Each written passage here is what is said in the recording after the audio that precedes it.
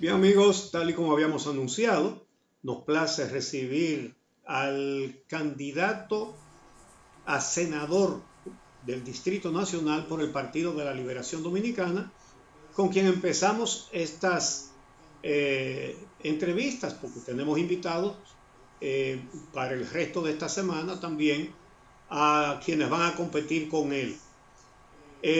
Como hemos venido también entrevistando a los candidatos a senadores, a senador de la provincia de Santo Domingo, y hemos también comenzado a entrevistar a los candidatos a senador de Santiago. Esas son las tres provincias en las cuales estamos entrevistando a los candidatos a senador. Ahora le damos la bienvenida a Rafael Paz, candidato del PLD. Muy buenos días, Rafael. Muy buenos días, Uchi. Qué placer y qué gusto poder compartir contigo este espacio. Quiero reiterarte algo que te he dicho en cada una de mis participaciones. Siempre que participo en el día, me siento muy contento y regocijado porque este era el programa favorito de mi abuela, quien te admiraba mucho. Bueno, y en el caso de Amelia, es una amiga muy querida, y Javier es un colega, un amigo muy respetado por mí. O sea que me siento como en casa cuando participo aquí. Bueno, pues vamos a comenzar entonces. Me gustaría que tú nos enumeraras las que tú considerarías como las tres principales propuestas de legislación que tú llevas al Congreso. Mira, les agradezco mucho esta oportunidad y quiero hacer un pequeño preámbulo antes. Mi visión del rol y de las prioridades del senador del Distrito Nacional en este momento están concentradas en dos grandes líneas de acción. Y antes de exponerlas, quiero solidarizarme con todas aquellas personas que han perdido a un familiar en el marco de esta grave crisis del coronavirus, y aquellos que han estado en incertidumbre y muy preocupados tanto por situación de salud personal o de familiares, o porque han perdido su empleo, están suspendidos, o porque su negocio está afectado. En el caso de las principales propuestas como candidato a senador del Distrito Nacional, la primera es un proyecto de ley de primer empleo para fomentar la educación dual y dar a los jóvenes la experiencia que le permitan insertarse en el mercado laboral. Tenemos una situación difícil con el primer empleo en la República Dominicana, que se agrava ahora con la crisis del coronavirus. Y con este proyecto de ley buscamos impactar a ese 32% de jóvenes que no tenía empleo antes de la crisis del coronavirus. Esto significa 1 de cada 3 no tenía empleo. De los 2 que sí tenían, según estudios, hay uno que tenía un empleo informal donde ganaba menos de 12,000 pesos. La formación dual es el modelo alemán. Significa que mientras usted se forma, además se entrena de forma práctica en una empresa, y eso le permite convertirse en un trabajador ya experimentado, tecnificado, que se inserta fácilmente en el mercado laboral. Es un modelo similar, y aquí ya tenemos experiencias. Por ejemplo, ese caso maravilloso entre INCA y el Politécnico Loyola en San Cristóbal. Una empresa que necesitaba técnicos en mecánica diésel número 6 y que no lo encontraba en el país, se juntó con un politécnico que producía bachilleres que no encontraban trabajo.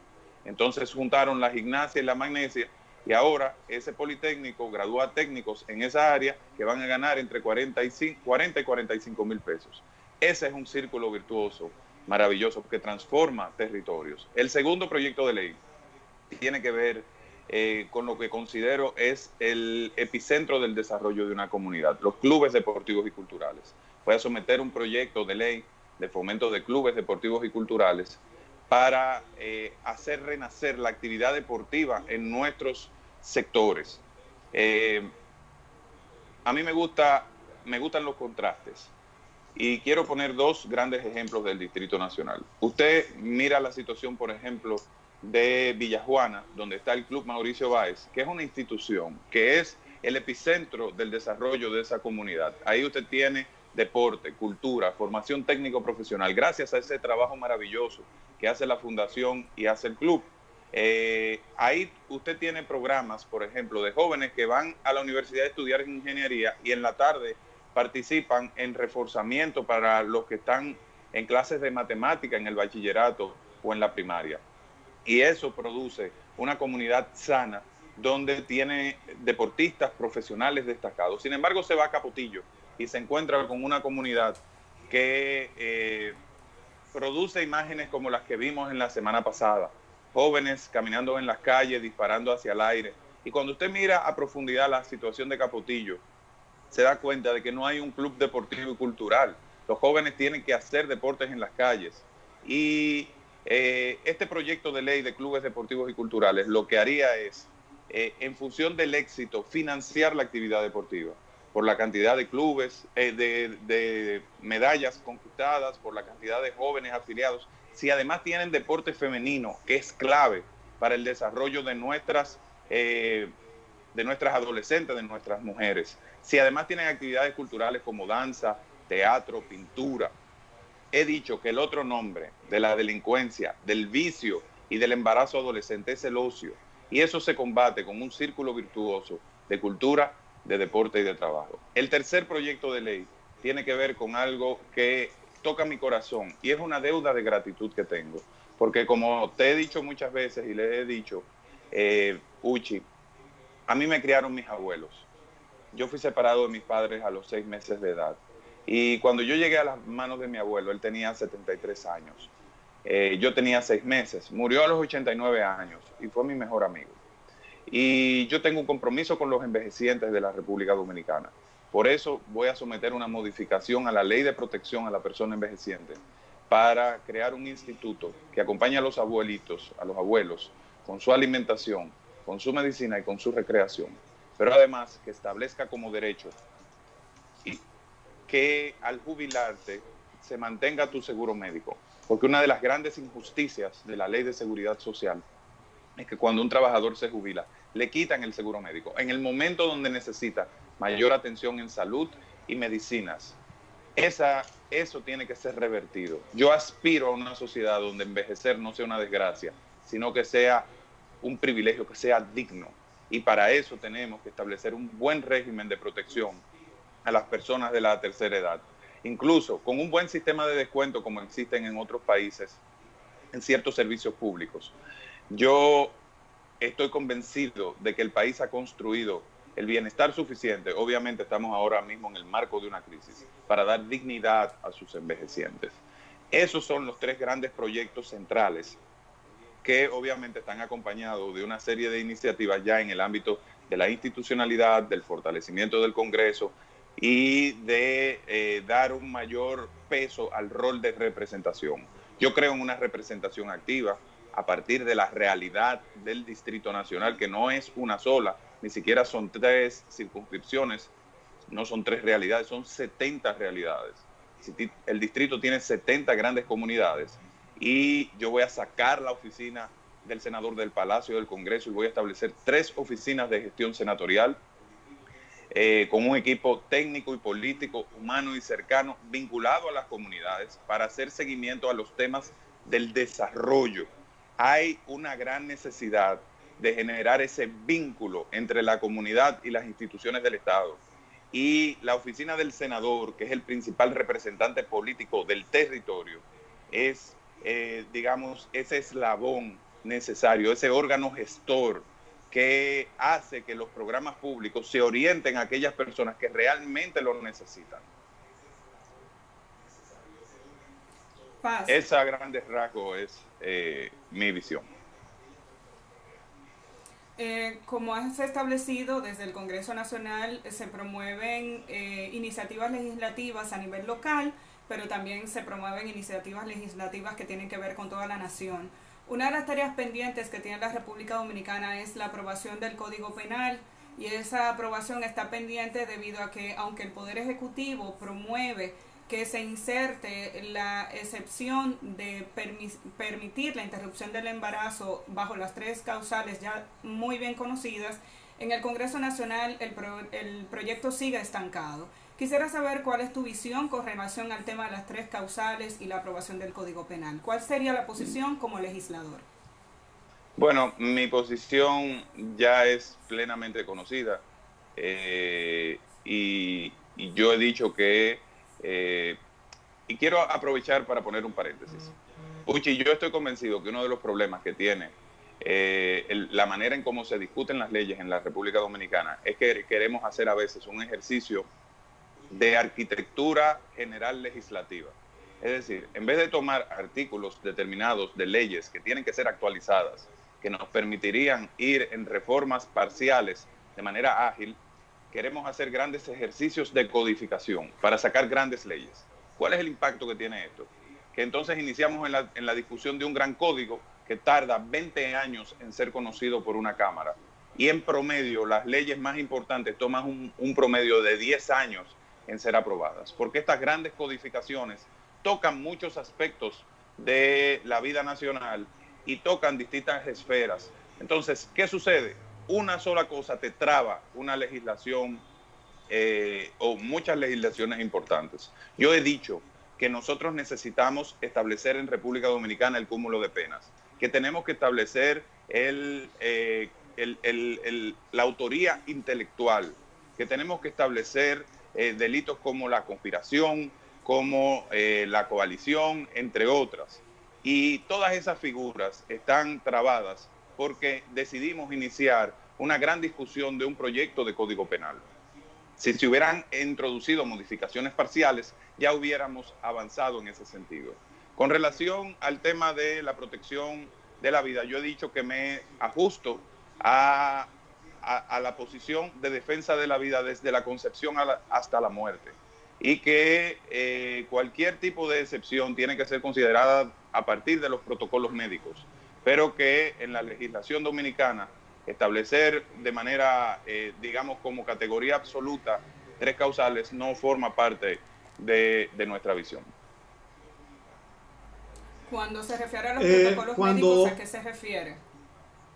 Bueno, hay casos particulares donde el médico tiene que tomar decisiones que lo eximen de cierta responsabilidad, y ese caso se determina caso por caso y lo determinan los médicos. Pero establecer categorías excepcionales absolutas, como normalmente se refiere a las 3 causales, yo no estoy de acuerdo con eso, y he dicho que debemos mantener una protección completa de lo que es el derecho a la vida desde la concepción.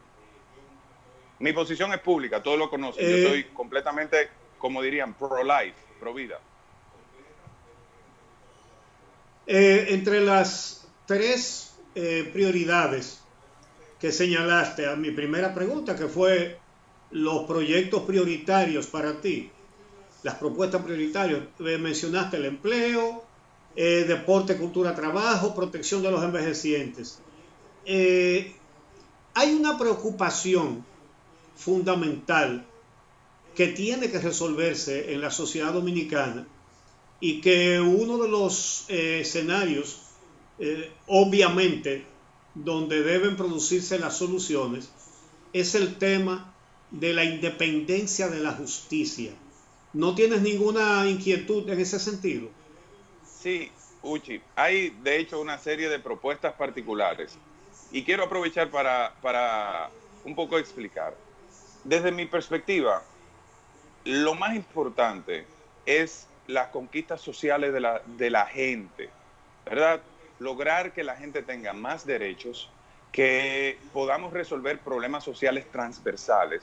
Y por eso, al tú preguntarme sobre mis 3 principales propuestas legislativas, se concentran en aspectos que tienen que ver con la gente. Yo formo parte de una nueva generación que viene a transformar la cultura política de la República Dominicana. Y mi propósito esencial como ciudadano, como político en esta ocasión, y como dominicano, que es la condición que está por encima de cualquier otra, es dejar atrás esa vieja política donde simplemente nos concentramos en contradicciones de tipo institucional, de tipo partidario. Yo creo que hay un gran campo donde los dominicanos podemos trabajar juntos para darle mejor calidad de vida y más derechos a nuestra gente. Hay reformas institucionales también que son claves para lograr ese objetivo. Ustedes hablaban antes de la pausa de uno de mis temas de mayor, digamos, enfoque, pasión, y a los que le he dedicado más tiempo, o le dediqué más tiempo como profesional, del rol de fiscalización del Congreso, por ejemplo. Y aprovecho tu pregunta sobre la justicia para hacerlo de forma combinada, la respuesta. En torno al tema de fiscalización, yo tengo 3 propuestas fundamentales. A mí me tocó ser el redactor de un proyecto de ley que es orgánico, porque es un mandato directo de la Constitución y que no ha sido aprobado en los 10 años de vigencia de esta Constitución. Se llama la Ley de Fiscalización y Control, que es la que establece los trámites y procedimientos para concretar esa función de fiscalización y control que tiene el Congreso, que organiza las visitas a las comisiones, los debates de las comisiones de investigación, los trámites de interpelación y todo lo relativo a juicio político, entre otras cosas. Esa ley, que es la que organiza todo el sistema, tiene que ser aprobada y es una prioridad dentro de nuestra agenda legislativa. En adición a eso, el Congreso necesita órganos... Sí, en relación con eso, tú estás siendo postulado por un partido cuya conducta legislativa es diametralmente opuesta a lo que tú estás planteando. No creo que necesitemos perder tiempo citándote casos, ¿verdad? Es decir, bueno, si tu partido tiene éxito y logra otra vez la mayoría del Senado, la verdad es que yo no veo cómo promover lo que tú estás diciendo. Control del Congreso al gobierno. Mira, yo creo que en ese tema, y a veces las aspiraciones ciudadanas van un poco más adelante de lo que pueden ir las instituciones de un país en función de su cultura política. Nosotros venimos de un régimen eminentemente presidencialista en la República Dominicana. Pero poco a poco, en la medida en que las instituciones se van fortaleciendo, los órganos que están fuera del Ejecutivo van ganando preeminencia política. Esta mayoría de mi partido fue la que estableció la Constitución de la República, que le da poderes de fiscalización al Congreso que no tenía. Pero eso se va desarrollando en la medida en que se va generando una cultura de respeto y se evita politizar en extremo algunos mecanismos que provee la Constitución, porque ahí siempre se va a dar la lucha política. Ahora, ¿qué yo estoy planteando? Vamos a establecer las reglas claras para que cuando corresponda y hayan casos de justicia, por ejemplo, la mayoría de mi partido fue la que juzgó una Cámara de Cuentas y la destituyó. Digo, renunciaron la mayoría y nada más destituyó uno de los miembros. Pero el precedente de juicio político, un órgano constitucional, fue la mayoría del Partido de la Liberación Dominicana. Entonces, lo que hay pero es el mismo partido que Rafael, es el mismo partido que estructura la Cámara de Cuentas con cuadros políticos suyos. Bueno, yo creo que uno de los retos de la República Dominicana es movernos hacia otro tipo de situación institucional, porque todo esto ha sido tradición, Uchi. La Cámara de Cuentas, ojo, debo decir, yo estoy convencido de que en la Cámara de Cuentas hay extraordinarios y ha habido extraordinarios profesionales. La militancia política de una persona no les resta su mérito profesional. De que tenemos que ir a versiones mucho más avanzadas, estoy de acuerdo. Entonces, con relación al tema de la justicia, que era tu pregunta original. Perdón, Uchi. Una de mis propuestas es crear en el Senado de la República una oficina de análisis, seguimiento y evaluación del presupuesto nacional para dotar al Senado de la herramienta técnica necesaria, del cuerpo técnico necesario para poder hacer ese rol de fiscalización durante la discusión del presupuesto, en seguimiento, por ejemplo, a las metas establecidas en el presupuesto, en la verificación de los escenarios macroeconómicos que son fundamentales para garantizar que el presupuesto se construya sobre bases ciertas y para verificar además que las instituciones cumplan con las disposiciones de la ley de presupuesto. Ese cuerpo técnico tiene que ser creado en el Senado de la República para poder hacer un rol de contrapeso mucho más racional. Lo que tenemos es que sacar la perspectiva del contrapeso desde una perspectiva netamente partidaria o politizada. Es que hay muchos aspectos que son esenciales para que un presupuesto cumpla su objetivo, que tienen naturaleza técnica, y el Congreso tiene que contar con esa herramienta. En cuanto a la justicia... Se nos acaba el tiempo. Eso para que concluyamos la justicia, porque se nos acaba el tiempo. Mira, mi tesis de grado se llama Antecedentes, Orígenes y Evolución del Ministerio Público y su proceso de adaptación al nuevo proceso penal, su adaptación al nuevo proceso penal. Desde ese momento he planteado, nosotros hemos tenido un Ministerio Público que ha ido avanzando de forma importante. Tuvimos por primera vez un estatuto del Ministerio Público en el 2004, que finalmente se implementó en el 2003, que se implementó en el año 2000, comenzó a implementarse en el 2004, 2005, en aquella gestión de la magistrada Aura Celeste Fernández y de Francisco Domínguez Brito. Luego, entonces, tuvimos un estatuto del Ministerio Público en el año 2011 y hemos tenido un fortalecimiento de la justicia en sentido general en términos presupuestarios. Ahora, hay un reto importante, ya tenemos muchos fiscales de carrera, pero hay los que piensan, al igual que yo, que debemos avanzar hacia futuro en un modelo de mayor independencia institucional del Ministerio Público. Crearlo como un órgano, digamos, extrapoder. Yo creo que el presidente tiene que tener la potestad de señalar quién va a ser el Procurador General de la República, pero yo soy de los que creo desde mi tesis, y debo remitirme a lo que era mi posición en ese momento, que es el ideal desde mi perspectiva, a un proceso de verificación y de ratificación por un órgano colegiado. Y en este caso, ese órgano perfectamente pudiera ser el Consejo Nacional de la Magistratura, que valide la designación por un tiempo determinado, posiblemente de 4 años o de 6 años, de un Procurador General de la República, de forma tal que combinando este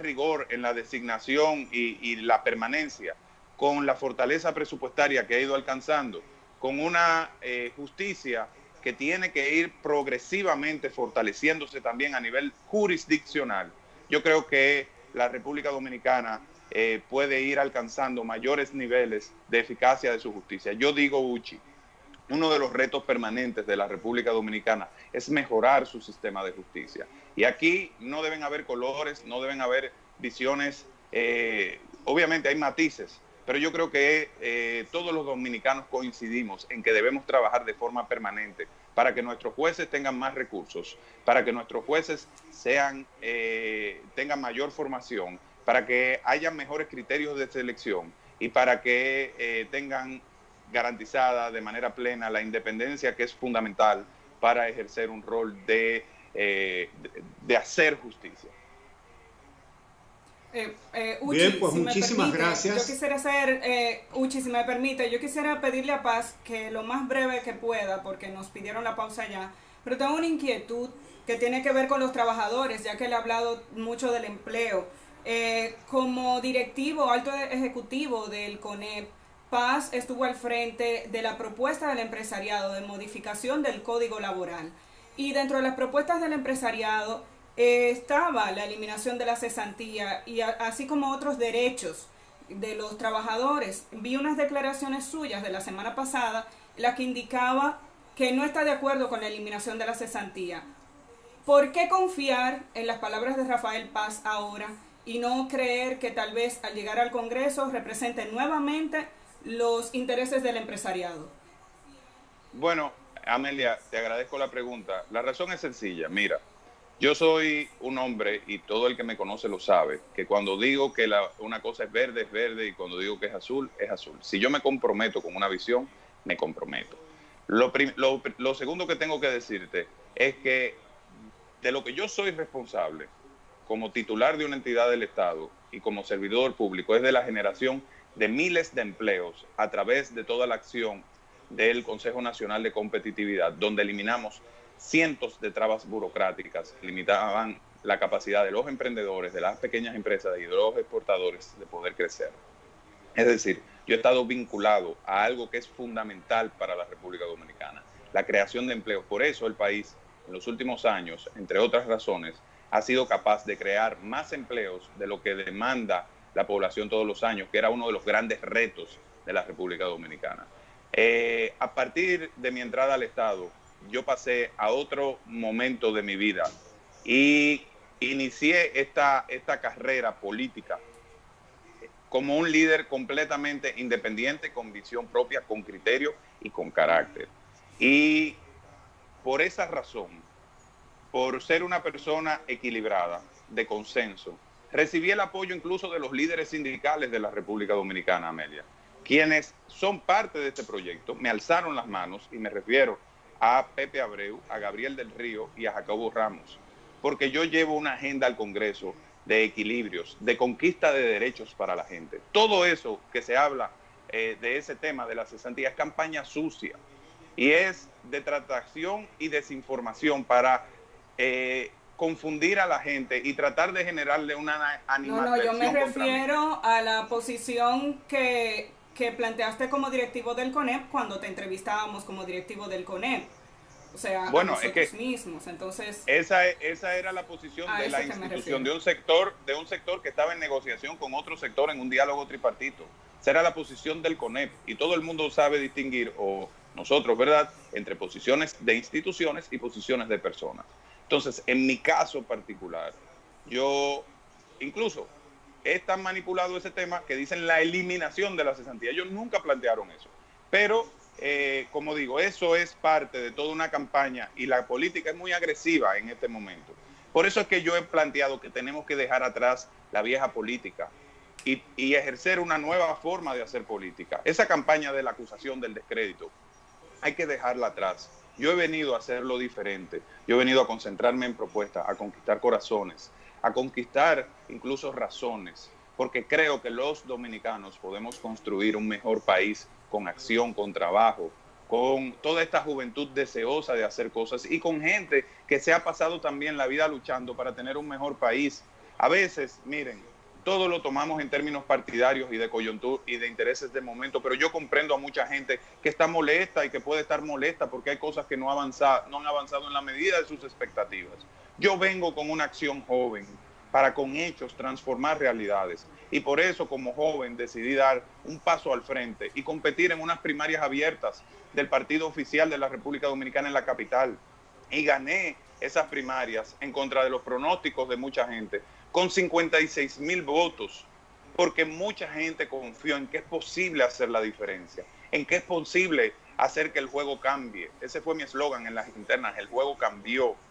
Y he venido con decencia, con humildad, con honestidad y transparencia a transformar desde mi punto de vista, desde mis ideas y desde las ideas de los capitaleños, porque esto no se trata de un proyecto de Rafael Paz. Yo estoy construyendo una mayoría, un sueño, con miles de capitaleños que entienden que hay que seguir transformando la República Dominicana, que debemos garantizar y preservar muchas conquistas que se han logrado, y que se necesita en el Congreso también un legislador, un senador que tenga conocimiento de los temas económicos, que tenga experiencia de Estado en temas económicos y que conozca cómo funciona la generación de empleos, la actividad empresarial del país, para apoyar a nuestro próximo gobierno, que yo espero y estoy convencido que va a ser el de Gonzalo Castillo, para lograr que podamos superar esta crisis económica producto del coronavirus. Esa es la gran necesidad que tenemos. Lamentablemente se nos acaba el tiempo, pero queremos agradecer el que hayas podido compartir con nosotros una parte de tu visión. En 20 minutos es un poco difícil, 20 o 25 minutos que hemos tenido de entrevista, pero agradecemos muchísimo el que nos hayas concedido este espacio para conocer un poco de la visión de esa propuesta del candidato a senador por el Partido de la Liberación Dominicana en el Distrito Nacional. Muchas gracias, Paz. Muchas gracias de corazón, los quiero y cuenten con toda mi solidaridad, y a mi gente linda del distrito, gracias por todo su amor. Gracias. Rafael Paz, nos vamos a la pausa. Cuando regresemos, el Banco Popular Dominicano nos muestra una nueva iniciativa que tiene que ver con apoyo a proyectos que aportan a mejorar el medio ambiente en la República Dominicana. Qué interesante, cuando regresemos conoceremos esos detalles.